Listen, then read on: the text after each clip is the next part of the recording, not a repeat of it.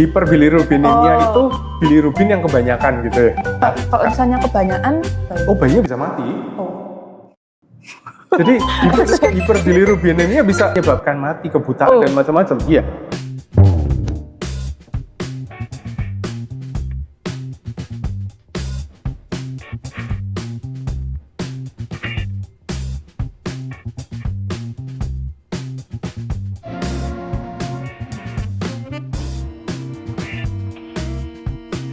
Hai STS Pips, welcome to Ngopi.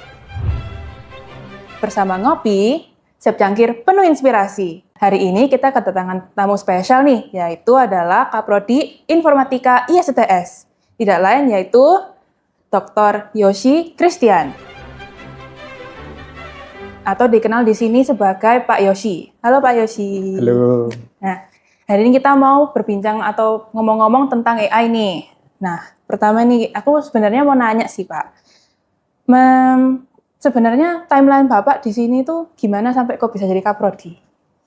Jadi saya kuliah di ISTS dari S1 ya. S1 itu saya kuliah tahun 2000 sampai 2004. Oh. Jadi sudah 20 tahun lebih. Wih. Kemudian 2006 saya lanjut S2 di sini sampai 2008. Oh. Terus saya lanjut lagi kuliah S3 di 2013. Itu kuliah di ITS Sandwich ke Osaka. Itu 2013 sampai 2018. Dan itu semua jurusannya sama? Jadi risetnya semuanya fokus di bidang AI. Oh. Terus kok bisa jadi Kaprodi? Gimana ceritanya? Kayak kapan gitu jadi Kaprodi? Jadi Kaprodi itu 2017. Jadi udah ngajar di sini berapa lama Pak, kalau boleh tahu? Sekarang hampir 20 tahun ya. Saya sejak 2005 itu, jadi setelah lulus itu sebentar direkrut oleh kampus. Terus 2005 awal Januari ya itu baru mulai ngajar. Jadi nanti Januari tahun 2025 ya, tepat 20 tahun itu. Wih.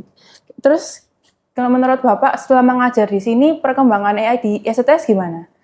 Jadi kalau AI ya sejak zaman saya kuliah dari tahun 2000-an itu kita sudah diajarkan tentang AI. Jadi AI di sini itu memang sudah lama banget ya. Cuman memang ya adopsi di masyarakat tentang AI itu memang tidak secepat yang kita harapkan. Dan memang perkembangan AI sendiri pun juga nggak langsung ya. Tapi namanya gradual, bertahap. Kita nggak mengembangkan AI itu bisa langsung tiba-tiba ajaib gitu. Enggak. Tapi AI itu berkembang step demi step, bertahap. Nah, ada lompatan yang cukup signifikan dalam beberapa tahun ini dengan perkembangan large language model yang sekarang mungkin lebih dikenal dengan generatif AI ya, karena sudah merambah bukan cuma bahasa, tapi sudah bisa gambar, bisa video gitu ya, bisa suara, bisa lagu ya. Jadi lebih ke nama yang lebih cocok ya, namanya generatif AI. Nah, generate berbagai macam tipe konten ya, nggak cuman teks saja. Tapi memang asalnya dari teks. Iya, jadi menurut Bapak AI ini a good or a bad thing gitu? Jadi ya kalau sudut pandang saya ya, AI itu pasti tujuannya untuk memudahkan manusia. Iya. Dan manusia itu memang ya maunya mudah. Benar nggak? Benar. Jadi saya percaya juga contoh kayak Lexi sendiri pasti sudah pakai AI kan? Iya. Meskipun jurusannya bukan AI loh ya. Iya. Jadi AI itu saya percaya sebuah tool saja yang memudahkan. Jadi kalau disebut is it a good thing atau a bad thing ya pasti semua perkembangan itu ada dua sisi ya. Ada yang baiknya, ada yang jeleknya. Siapa betul. Yang pemakaiannya. Jadi kalau sekarang yang nggak mau pakai AI, saya jamin ketinggalan sih. Karena AI itu sangat memudahkan dan sangat mempercepat pekerjaan kita. Ya nggak salah sih, benar. Dan terus kalau nggak salah tadi Bapak datang itu bawa barang gitu ya, bawa kotak gitu ya. Sebenarnya kepo sih itu Bapak bawa Bapak itu bawa apa ya? Jadi ini adalah alat yang kami buat. Ini hasil apa ya? Kolaborasi kami dengan UNER dan RSUD Dr. Sutomo. Jadi nama alat ini adalah photometer. Oh, Jadi photometer. jadi ini adalah hasil riset kami dengan Dr. Mahendra dari UNER. Oh. Jadi yang riset itu saya, Pak Evan, dibantu beberapa asisten, dan Dr. Mahendra dibantu dengan beberapa asistennya juga. Kalau Nah. boleh tahu lo photometer itu kerjanya gimana? Nah, gini, kalau di Indonesia itu bayi kuning itu kan sering terjadi. Iya. Pernah dengar bayi kuning nggak? Enggak. Jadi bayi kalau baru lahir Oh ya? itu kan seringkali kuning. Terus perlu disinar. Iya. Pernah tahu nggak? Mungkin ada adik atau Ya, family. kayaknya pernah tahu. Nah, ya. Jadi kalau bayi baru lahir di Indonesia, terutama yang sesar ya, Iya. itu memang seringkali kuning. Nah, kuning itu disebabkan oleh yang namanya hiperbilirubinemia. Jadi bilirubinemianya kebanyakan. Nah, praktek di Indonesia itu sama dokter disinari dengan sinar biru. Nah, yang terjadi, ini disampaikan Dr. Mahendra adalah di banyak rumah sakit di Indonesia, terutama bukan rumah sakit yang di kota besar ya, yang di kota kecil itu, ya pokoknya di sinar biru. Nah, padahal itu yang paling ideal ada dosisnya.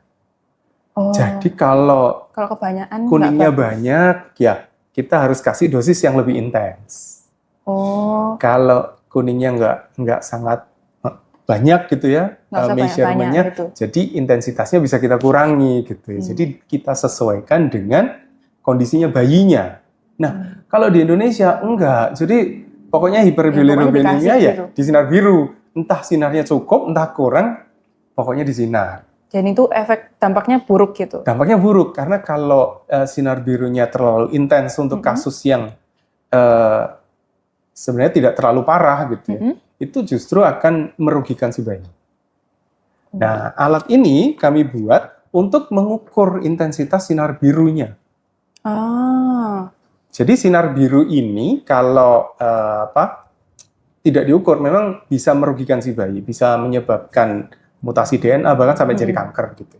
Nah, itu kita buatkan alat karena alat yang serupa kalau kita impor itu harganya 2.000 sampai 3.000 US dollar.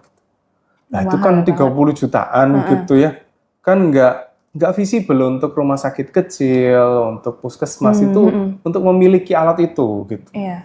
Jadi ya yang kami tangkap adalah problem di rumah sakit di mana mereka tidak punya cara untuk ngukur. Jadi yang dipakai adalah kira-kira oleh dokter dan susternya gitu ya. Dan itu kan nggak boleh. Ya, soalnya kan kita nggak bisa ngukur, nggak bisa tahu kan. Kita nggak tahu. Karena intensitas itu jauh dekat sudah beda. Jadi lampu itu beda kalau tipis itu udah. Iya, kalau kita mau intensitasnya agak tinggi, kita deketin sebenarnya sudah intensitasnya naik. Jadi kita bikinin alat ini untuk ngukur intensitas sinar biru, karena sinar biru yang dibutuhkan oleh si bayi itu punya spektrum tersendiri gitu ya. Jadi enggak pokoknya sinarnya biru gitu, enggak gitu ya. Nah, jadi ada ukuran panjang gelombangnya juga. Nah, alat ini kami desain itu agar jadi alat yang murah. Jadi ini harganya nggak sampai 1,5 juta lah, 1 juta lebih sedikit. Kan 1/30 ya dari alat yang ada yang harus diimpor. Itu bikinnya berapa lama kalau boleh tahu? Ini riset kami hampir 3 tahun. Dari awal? Dari awal, betul. Jadi ini sudah prototipe generasi ke-6. Yang generasi kelimanya ini. Jadi agak gedean. Yang sebelumnya? Ya. Jadi sebelumnya kami dapat pendanaan dari Kemenkes ya. Kami dari Kemenkes itu dapat pendanaan. Terus kami rancang beberapa prototipe dari versi 1 sampai versi 4 kalau nggak salah waktu itu. Termasuk kita bikin software-nya. Karena alat ini itu selain ada hardware, ada software-nya. Oh, heeh. Jadi software untuk ngukur. Nah, softwarenya kita buat pakai machine learning. Cara kerjanya gimana emangnya? Jadi cara kerjanya simpel sekali sih, cukup dinyalakan terus nanti akan muncul ukuran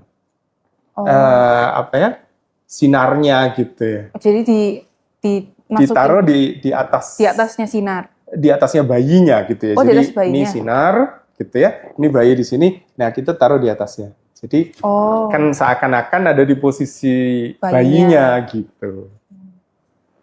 Jadi sinar UV itu buat Bukan apa? UV loh. Oh, biru. Sinar birunya blue itu light. buat apa? Buat jadi untuk menurunkan bilirubin. Biru apa? Bilirubin. Apa itu? Ya tadi, hiperbilirubinemia itu bilirubin yang kebanyakan gitu ya. Jadi kalau misalnya kebanyakan, itu, apa yang terjadi ke bayi? Oh, bayinya bisa mati. Oh. Jadi hiperbilirubinemia bisa menyebabkan mati, kebutaan dan macam-macam. Iya. Oh, jadi bahaya. Efeknya ke depannya atau saat itu juga? Ya, bisa macam-macam. Kalau dibiarin terlalu lama, kadang bisa menyebabkan sampai kebutaan dan sebagainya. Bisa menyebabkan berbagai penyakit yang lain. Ya? Iya. Itu cukup berbahaya sih, hiperbilirubinemia. Gitu. Nggak expect. Oke. Oh, sebelumnya. Jadi, tahun 2020 itu kami dapat pendanaan dari Kemenkes kan, itu kita bikin versi 1 sampai 4. Kemudian versi 5 itu kami kembangin di tahun 2022. 2023-nya kami kembangin lagi jadi produk yang lebih siap, siap untuk dipasarin. Dan sekarang sudah dicoba di 30 rumah sakit di Indonesia. Jadi ini sudah kita distribut gratis ya. Itu rekan-rekannya Dr. Mahendra yang mau coba gitu, kita distribut gratis. Kan Pak Yosi ini kan Kaprodi. Bagaimana pendapat Pak Yosi sebagai Kaprodi Informatika tentang penulisan skripsi menggunakan AI? Pertanyaan bagus. Jadi sebenarnya penulisan apapun atau mungkin pembuatan karya apapun itu ya kalau zaman sekarang kita nggak pakai AI memang akan lebih pelan. Kita sebagai programmer, kita mau nulis semuanya from scratch gitu. Bisa, cuman akan takes more time. Iya, lama. Kan pasti jadi lama. Ya, kita membuat karya apapun, mentalitas kita harus gini. Kita posisikan AI itu sebagai helper. Ya, kreatornya tetap kita. Jadi contoh kayak dalam pembuatan skripsi yang ditanya Lexi tadi ya. Jangan kita minta AI-nya, tolong buatkan skripsi saya. Ya jangan, ya pasti isinya nggak ada gitu ya. Karena AI-nya kan semuanya guessing, menebak. Tapi jadikan AI-nya sebagai junior writer lah. Kita yang harus infuse knowledge-nya. Contoh, kita sudah punya potongan code gitu ya, di dalam, kebetulan saya informatika gitu ya. Kalau TA kan bikin program tuh. Nah, contoh kita bikin code-nya sudah ada nih. Biasanya kita harus menjelaskan manually code tersebut, betul ya? Nah, sekarang kita bisa minta AI-nya untuk bantuin kita menjelaskan code ini melakukan apa. Itu AI pinter melakukan itu. Jadi, kita bisa minta bantuan AI-nya untuk explain code yang sudah kita tulis, gitu ya. Nah, jadi jadikan AI itu sebagai helper, jangan sebagai kreatornya gitu ya. Kreatornya itu kita dong. Gitu. Jadi intinya jangan khawatir dengan AI itu akan menggantikan kita gitu, enggak lah. Jadi anggapannya kayak jadi asistennya kita. Jadi asisten, betul. Membantu supaya mempermudah gitu kan. Kan semuanya inginnya mudah gitu. Mudah dan cepat kan? Iya. Jadi jangan kita yang bergantung AI-nya, tapi kita jadikan AI ini sebagai helper kita. Nah, contoh nanti Lexi bikin TA-nya DKV gitu ya. Ya, jangan AI-nya yang dibikin mikir gitu ya. Tapi gitu. Dia yang kita minta bantuan untuk ide, brainstorming. Saya kan tadi Lexi waktu mau nyusun pertanyaan buat saya juga pakai AI kan. Nah, jadi jadikan hal seperti itu sebagai use case dari AI. Jadi untuk brainstorming, apa yang bagus kita adopsi, apa yang jelek kita coret. Ya, jadi jangan apapun yang dikeluarin AI terus mentah-mentah kita pakai gitu ya, jangan. Jadi anggapannya kita ambil yang baik kita ambil, kita yang filter, kita yang kita seleksi, modif-modif lagi kita gitu modif. kan. Bapak ada kayak rekomendasi atau AI yang bisa membantu dalam edukasi buat mahasiswa gitu? Oke, jadi sebenarnya generatif AI saat ini tuh ada banyak pilihan ya. Jadi yang ada yang gratis, ada yang berbayar gitu ya. Nah, contohnya yang gratis itu Copilot miliknya Microsoft. Itu lumayan sih. Gitu ya. Tapi kalau bisa cerdas banget, mungkin sampai ke level ChatGPT yang berbayar ya, yang 4 O atau O1 gitu ya. Itu belum bisa dia mencapai ke sana. Contoh cloud itu pakai yang Sonnet atau yang Opus itu dia cukup cerdas gitu. Tapi ya memang ada kendalanya, mereka berdua ini berbayar. Jadi salah dua lah yang menurut saya cukup cerdas dan enak dipakai itu cloud dan ChatGPT. Copilot, Gemini itu juga cukup oke sih untuk dipakai. Cuman kalau dari sisi kompleksiti yang bisa dihandle mungkin masih kalah. Karena ya yang pertama mereka berdua sih memang gratis ya. Tapi gratis itu ya memang ada efek samping. Karena untuk menjalankan model yang besar, itu sebenarnya kita butuh komputasi yang sangat kompleks. Jadi model generatif AI yang bagus itu sampai puluhan miliar parameter atau angkanya itu ada puluhan miliar gitu ya. Nah itu kalau kita harus mengoperasikan angka puluhan miliar itu di sebuah komputer itu kan memang biayanya mahal. Nah supaya mempercepat mereka harus pakai GPU. Nah GPU juga harganya juga mahal. Makanya kalau kita mau ngeran large language model atau generative AI di komputer kita, itu juga pertama butuh modelnya dikecilin. Terus kita butuh komputer yang ada GPU-nya. Gitu. Tapi efek sampingnya kalau kita pakai model yang dikecilin, ya kecerdasannya juga menurun dong. Nah itu jadi sampai sekarang sih kita pasti masih sangat tergantung dengan keluarga ChatGPT atau cloud gitu ya, yang mereka bisa handle model yang besar dan pinter. Gitu sih.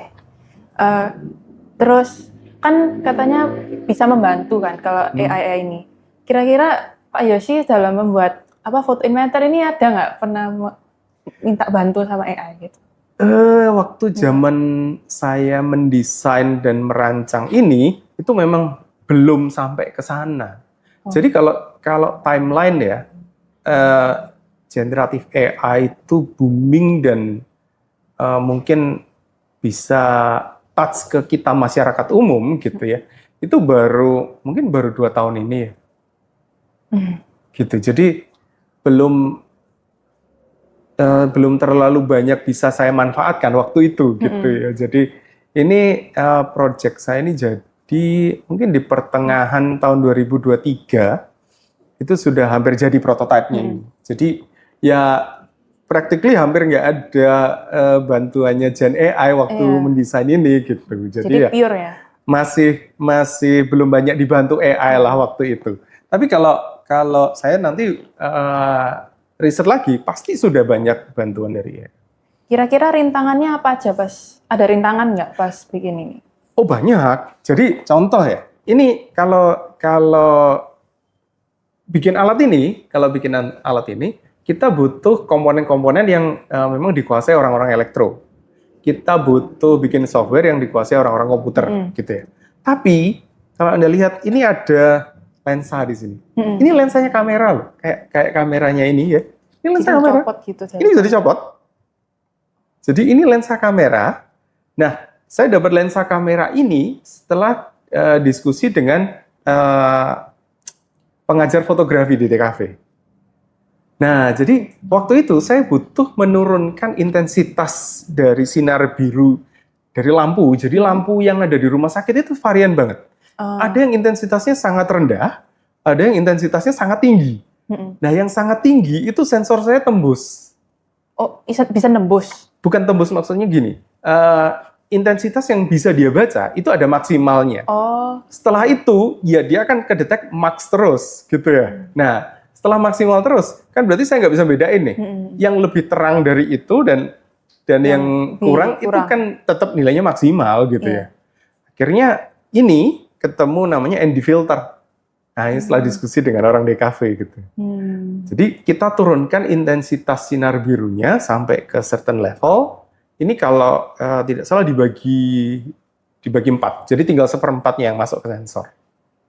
Nah, kira-kira Pak, pas bikin photometer ini ada rintangannya dan gimana cara ngatasin rintangan-rintangan itu? Jadi photometer ini kita buat cukup lama ya, kan 3 tahunan ya. Jadi memang banyak sekali halangannya gitu ya. Jadi contoh komponen-komponen di dalamnya itu kita butuh orang elektro untuk bantuin kita memilih komponen, desain, merancang. Kemudian program di dalamnya kan pakai machine learning tuh. Nah itu kita yang bikin. Saya dan Pak Evan. Terus contoh ini lensa ini yang ngasih saran orang DKV, orang fotografinya DKV. Jadi intensitas sinar biru yang masuk ke sensornya kita itu ada batasnya. Jadi jika sudah melebihi batas ya dia akan mengeluarkan nilai maksimal terus. Nah karena itu ini kita pakai ND filter. Jadi ini filternya kameran. Nah itu untuk menurunkan intensitas sinar yang masuk. Jadi bisa dicopot ya Pak ya? Bisa, ini bisa dicopot. Jadi cuman ini kami lem di beberapa produk karena takutnya waktu kita kirim nanti lepas. Oh, copot. Iya gitu ya, karena kalau dikirim ke tempat yang jauh, kan kemarin kita kirim itu 30 ke berbagai provinsi di Indonesia gitu ya, bahkan sampai ke luar-luar pulau gitu. Jadi beberapa langsung kita lem supaya nggak sampai lepas dalam perjalanan gitu ya. Nah ini kalau Anda lihat ini casingnya, ini 3D print. Ini casingnya 3D print. Ini yang ngeprint. Yang ngeprint orang Despro. Oh, Despro. Orang Despro iya. Jadi ini adalah kolaborasi dari orang informatika, kedokteran, elektro, DKV, bahkan Despro. Gitu. Nah ini yang mendesain packaging-nya ini suaminya Bu Boni. Oh. Jadi contohnya ini packaging-nya ini yang mendesain suaminya Bu Boni. Ini orang Despro ya, alumni Despro-nya kita juga gitu. Jadi ini adalah kolaborasi banyak ilmu gitu untuk bikin ini. Jadi kalau dibilang nggak ada rintangannya banyak dan kita harus discuss dengan banyak orang. Ya, salah satunya yang tadi yang nggak bisa tangkep sampai max itu kan? Iya. Gitu. Berhubungan dengan yang tadi kan katanya kolaborasi antara DKV, informatika dan sebagainya. Nah, berhubungan dengan yang tadi itu kan katanya kolaborasi antara DKV, Despro dan informatika dan sebagainya. Kebetulan kan aku ini kan anak DKV. Nah, kira-kira ya mungkin 4 tahun lagi kan lulus gitu kan, AI udah semakin berkembang lagi, apalagi kan sekarang bisa gambar, bisa video dan sebagainya gitu kan, makin canggih gitulah. Yeah. Kira-kira masa depan aku sebagai anak DKV gimana? Apalagi kalau buat anak-anak yang DKV milihnya ilustrasi kan agak terancam gitu anggapannya. Oke. Ya, menurut saya sama sih ya kayak tadi ya. Kita programmer juga kalau kita levelnya cuma sampai junior programmer akan terancam. Karena nanti junior programmer mungkin nggak butuh sudah. Karena biasanya yang dibutuhkan itu yang bisa merancang grand scheme-nya. Saya rasa di sisi DKV juga sama. Kita nggak akan pernah bisa menggantikan orang dengan AI karena yang paham apresiasi, paham tren, paham berbagai macam itu konsep. Kan orang ya. Iya. Jadi kalau AI-nya kamu minta untuk tolong bikinin ilustrasi untuk burung ini contoh burung elang robot ini bikinan AI. Tapi yang tetap harus bikin, yang ngarang, yang approve, yang milih ya orangnya. Orang-orangnya kan gitu ya. Jadi ya saya rasa kamu nggak perlu terlalu khawatir kalau kamu akan diambil alih selama kamu masih punya value yang akan ditawarin. Jadi kamu tetap bisa memilih yang baik yang mana, kamu bisa nge-prompt yang baik yang mana, kamu bisa menyusun komposisi yang baik bagaimana, dan ya masa depan kita nggak ada yang tahu ya. Tapi yang jelas AI itu bisa membantu kita mempercepat dengan kerja lebih efisien. Kalau kamu nggak mau pakai, sekarang kamu anti, mungkin ke depan bisa digantiin. Karena yang nggak akan tergantikan itu adalah orang yang pakai AI. Jadi anggapannya kayak jangan mau diperbudak sama AI gitu. Intinya jangan kamu tergantung 100% sama AI. Jadikan AI itu asistenmu. Sehingga kamu masih punya ruang untuk bergerak. Meskipun AI-nya berkembang terus, kamu tetap aman. Tetap aman karena kamu punya value. Gitu. Jadi apapun yang diproduksi oleh AI, tetap manusia sih ujungnya akan memutuskannya. Decision making-nya, maksud kamu mau pasrahin decision making ke AI? Nah, gitu. Selama kamu tetap bisa decide mana yang bagus, mana yang buruk, mana yang ideal, mana yang enggak. Ya, tapi mungkin ranah itu lebih cocok dibahas oleh orang di kafe ya. Karena ini waktunya udah habis. Jujur banyak banget yang aku dapat sih hari ini tentang AI, karena kan anak DKV ya Pak ya. Jadi ya semoga berikutnya Bapak bisa kesini lagi untuk sharing lebih selanjutnya tentang Photo in Matter-nya mungkin, atau upgrade baru-barunya mungkin ya. Mungkin Bapak mau ada pesan-kesan terakhir mungkin untuk penonton? Jadi kalau mungkin ada yang butuh Photo in Matter ya, mungkin dari rumah sakit atau dari puskesmas yang butuh, kita bisa bantuin sih. Kontak kami aja gitu ya, nanti kita akan kontak balik. Kemudian untuk masalah AI, jangan takut sih untuk pakai AI, karena saya yakin ke depan yang akan tergantikan itu bukan orang digantikan AI, tapi orang yang nggak mau pakai AI yang akan tergantikan. Karena gerakannya pasti jauh lebih cepat yang orang pakai AI. Gitu. Jadi kesimpulannya boleh pakai AI ya Pak ya? Boleh sih. Boleh dong. Harus boleh. Oke guys, jadi jangan lupa untuk like, subscribe, komen, share video ini ya guys ya. Dan jangan lupa untuk stay tune ke podcast Ngopi berikutnya. Bye-bye.